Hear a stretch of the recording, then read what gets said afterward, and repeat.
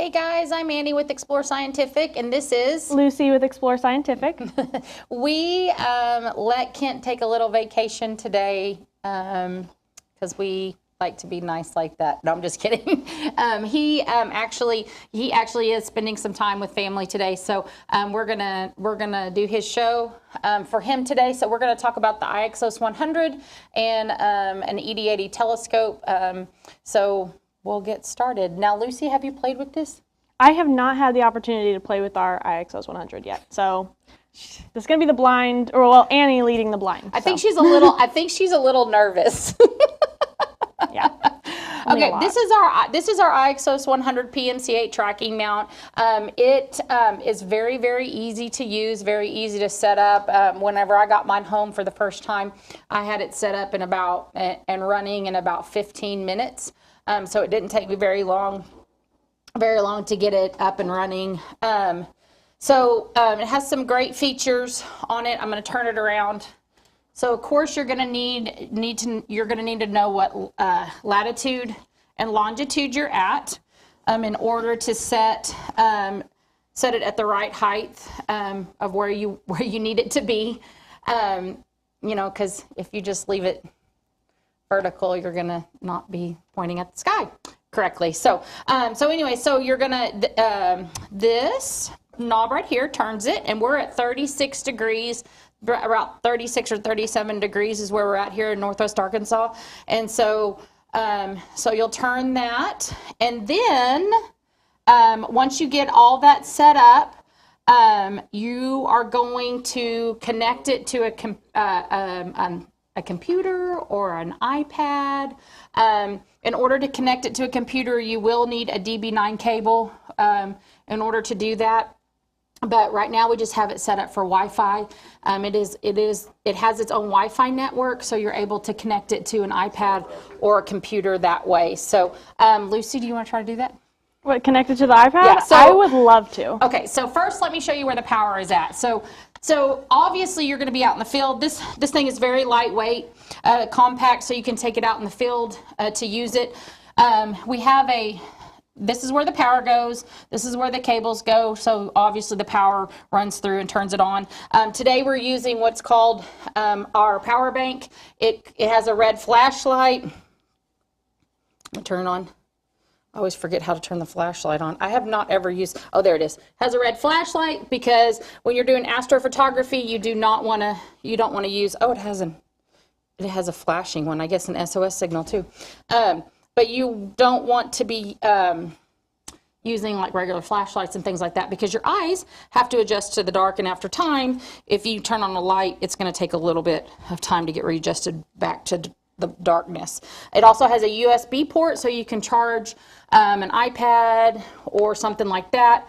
And then, of course, where the power cord's gonna go. So I'm gonna turn it on. We're gonna give it a minute. You should see the lights.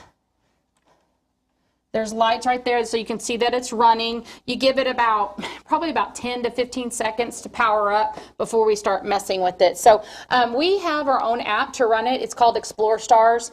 So Lucy's going to turn that on for us. Yes. So this is Explore Stars. Wait, before we do that, we got to connect to the network. Do you know how to do that? I haven't the slightest idea. Okay, go to the settings. You can tell, and Lucy is one of our customer service reps, so she's still learning. She hasn't been I think you've been with us 2 months. We figured out yesterday. But she's learning. She's a fast learner, and I can already hear it. It kind of has like this little like lightweight hissing noise. So I know that it's running. It's very, very quiet. Okay, so when we turn it on, here, let's do this. I don't know if y'all can see this. So when we turn it on, this is what it looks like. So we're going to find PMC8, which is right here, 6358. And then, the password is so hard. It's everything's capitalized in the beginning. PMC dash, yes, Lucy's helping me. Capital I, and then GHT, and we'll hit join, and then it shows that we have now connected to the PMC8 mount, and so now we can open. Now, you need to make sure you close out of Explore Stars and reopen it. So when you connect to the network, make sure that you are not, make sure the app is closed down and restarted. I have no idea how to swipe apps on. Oh, Look at that. I have a Samsung. Okay. Okay, so here, here it is. So you have a compass rose. Can you see that, Paul? I'm pretty sure, yeah. I'm trying to keep the glare off, right? Okay, let's go up a little bit. There we go. Can you see it now? Okay, so here you have the compass rose. You can see where your deck and your RA axis is moving, or where it's located at. And then once we start moving everything, all of these numbers will change. We also have our target data on, so you'll be able to see where the RA in the deck is going to, and then the debug data, so that just gives you a little bit more information about the speed, the tracking, how many counts the mount has had, and things like that.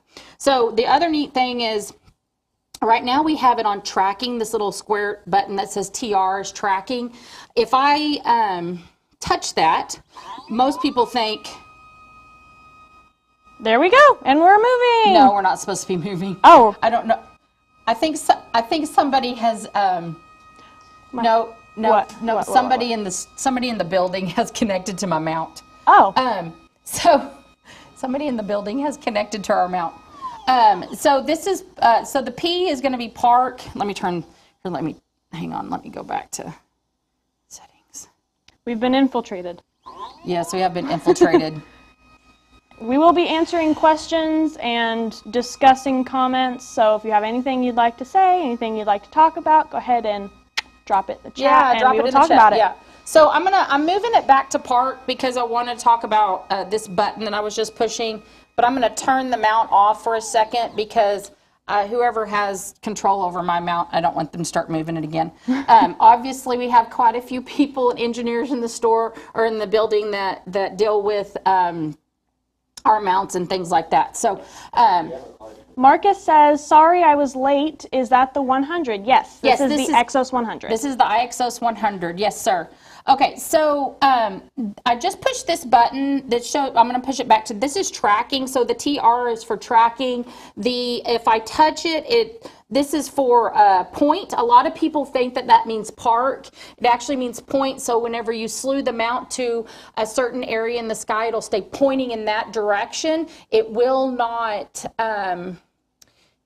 track the object that you've pointed it to. So it'll just stay in that area of the sky. So if you're wanting to do the moon or something, you want to make sure that setting is on TR and not point. Okay? So now we're going to turn it back on. I'm going to give it a minute, just a second, and then it should reconnect on its own to the Wi-Fi. Let's see.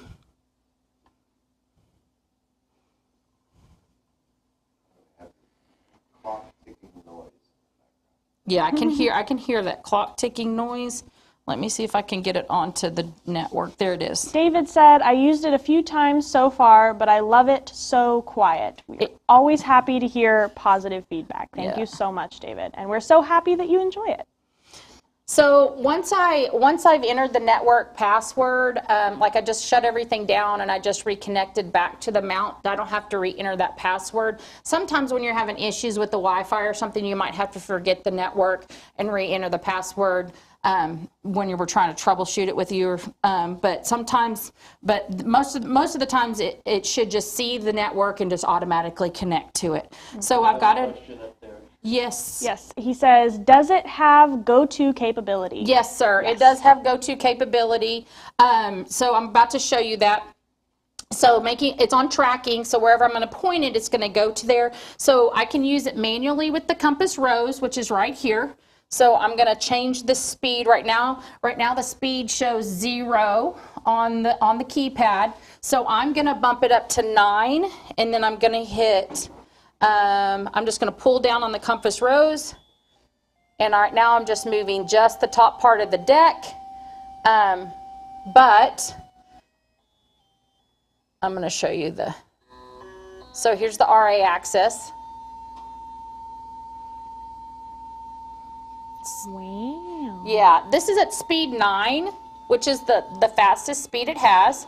And you can hear that it's very quiet. It's not a really loud mount, and the harmonics make it sound like it's singing at times when it's like it's stopping right now. The other thing that we've had people tell us is sometimes it sounds like it's might be a lot louder on like the deck or the RA access or something like that. And what happens is the harmonics is vibrating the housing, and just tightening down the screws around that housing can cause that vibration to stop. Okay, I'm going to give this to Lucy, and I'm going to tell her how to park it. Yay! So let's hit menu, which is up by the numbers. Yes. And we're going to go to settings. Okay. I feel like I should come up here and hold this so that we could see what I'm doing. Okay. Yeah, go to settings. Okay. And then go to, I can't remember. Oh yeah, see right down there it says park. One of the great features about this mount is it has a two-star alignment, a 3-star alignment. So you can do that, but a lot of people think that just doing a 2-star alignment or a 3-star alignment will get your scope aligned, and they still have issues with being off a few degrees when doing viewing or astrophotography. We recommend that you always do a polar alignment. That's the only true way of getting your mount aligned. What did you say? Kent's Magic Minute. Ken's Magic Minute. Is that what he calls it? Well, I've got the video of him. Yeah, he wants to explaining roll the how do video. it. You want to play Oh yeah, let's play that, and so y'all can see that. Give us a little segue because they need to know what we're doing. So on the front of the mount, you have a polar scope here, and it comes through its little peephole. You will have to unlock the. For the video. Oh, what do you mean? I don't know what you're talking about. He's wanting you to lead us into the video. Oh, okay. So here's Kent teaching us how to do a polar alignment. Is that what you're everybody, wanting? Kent Martz here from Explore Scientific. Sorry. Today I'm going to teach you how to polar align your telescope using a broom.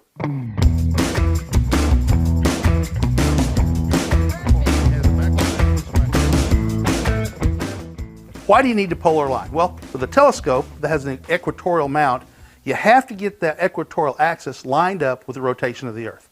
And to do that, we're going to start with the tripod. We're going to decide which one of these legs is going to point north, and we're going to set the tripod down so that leg is pointed north. First thing I'm going to do is use a level to make sure my tripod is level, so if it's tipped one side or the other, that's going to cause your polar alignment to not be accurate. So we're going to use a level for that purpose. Then we're going to take a compass, and just to make sure that I've got it pointed north, I'm going to use the compass, line up, and go, yep, that looks like it's pointed north.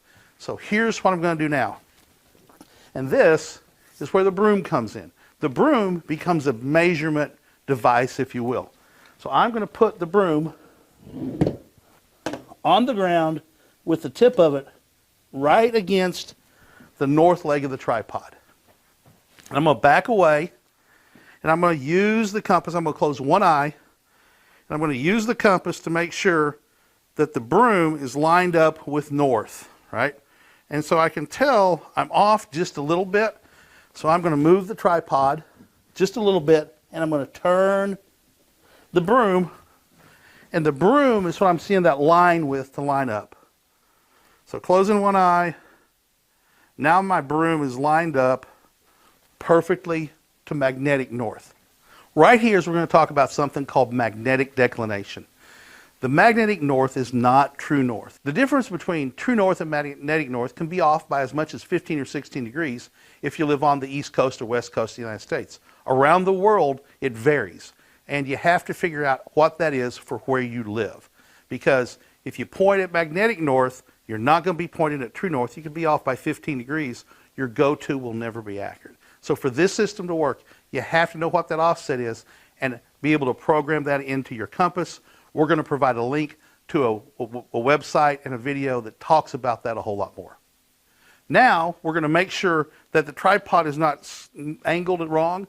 I'm going to use a small tape measure, and we're simply going to come down here and being careful not to move the broom, and I'm going to measure the distance from the tripod leg to the center of the broom. That is 470 centimeters. That way, it is 470, a little I'm going to call that good. Actually, I'm going to move the tripod a couple of millimeters, just like that. So now we know that we're lined up true north with that leg, and these two legs are the equal distance from right here. So it's not pushed that way or that way. So now that we have the tripod with a good alignment to the north, we have to put the head on the mount. And that's going to entail this. We're going to be very careful when we do this, because we don't want to move the tripod. We're going to put it on and simply screw on the polar head just like this. Remembering everything's going to the north. Now if you're in the southern hemisphere, you're going to do the same thing. You can do the exact same in the southern hemisphere, because it's not polar, it's polar alignment. We just don't use the star Polaris, which we're not using here. This is really good if you can't see Polaris, or if it's daytime and you want to do some solar viewing with a solar safe filter. So the last step of this process is to check the scale of your altitude, right? So we live at 36 degrees north, and I am going to turn the altitude until it gets to 36 degrees north.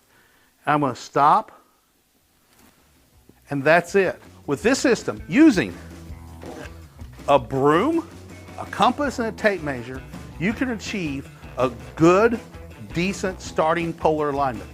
Personally, I've used this, and I've got an amazingly close polar alignment. There's ways that you can use to refine your polar alignment, specifically drift alignment, but it all starts with a good polar alignment. You can do this in the daytime. You can do this in the nighttime if you can't see Polaris. It works all the time. It's a good way to get started learning the process of polar alignment. Isn't that great? I hope you've enjoyed this video.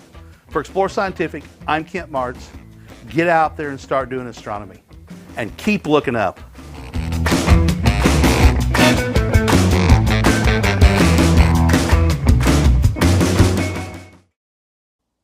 All right, guys.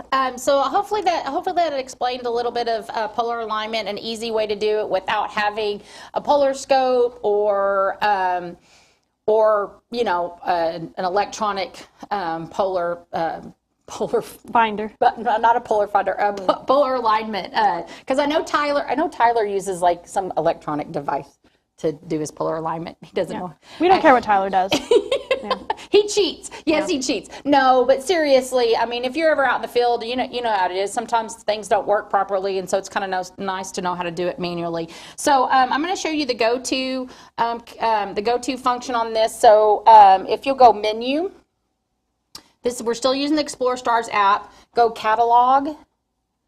It brings up Messier objects, NGC objects, solar, and bright, and so you can choose. The neat thing about Explore Stars is you can choose items. It will say it'll give you information about the item that's listed. It will also say slew to object if it is currently in the sky. So you can view it. If it's below the horizon, it will not let you go to it. So we're just going to hit slew to object, and it automatically goes to where I need it to go. And then, like I said, you can see the target, where it's going to go to. You can see the OTA data, the deck, and the RA currently moving. And then you can see the speed and things like that on there, the longitude and latitude. So you can see all of your data that you need to see, and then it's going to go where it's at in the sky. So, yeah, and here we are. So, and you can continue on doing that. I can't remember where we went. We went to M1. So let's go to the sun. So we're just going to go back to the sun. So you can do that, go through the catalog. I can't remember how many objects is in Explore Stars. I know that there's a ton, and most people think that you can go in and just do we have pictures and catalogs, like if you download it on the computer. Then you'll be able to see all those catalogs in our computer software on there, but you won't find all the pictures on there, but in Explore Stars you will. So it's going to the sun, and then once it gets there. I think after that we're about out of time. Yeah, we have about 7 minutes. Yeah, so we're going to go, 5 minutes for prep. yeah. So we're going to go, once it stops, we always want to make sure at night before before you put anything away, make sure that you go, make sure you go to settings and hit park. And we're going to park it, and then we'll be able to put it away for the evening after we've done our viewing or astrophotography that we've done for the night. So this is our Ixos 100, lightweight, easy mount. You could, like I said, you could also manually move it with the compass, but it does have a go-to feature on it. So and then it'll track, or you can just point to that area of the sky. But easy, lightweight to use, easy setup. If you guys like that, we're going to talk about it some more over on Amazon Live. So come over and check us out. We're going to talk about an ED80 telescope as well and show balancing of the mount. So you guys have a great day. We'll see you on Amazon Live. Bye.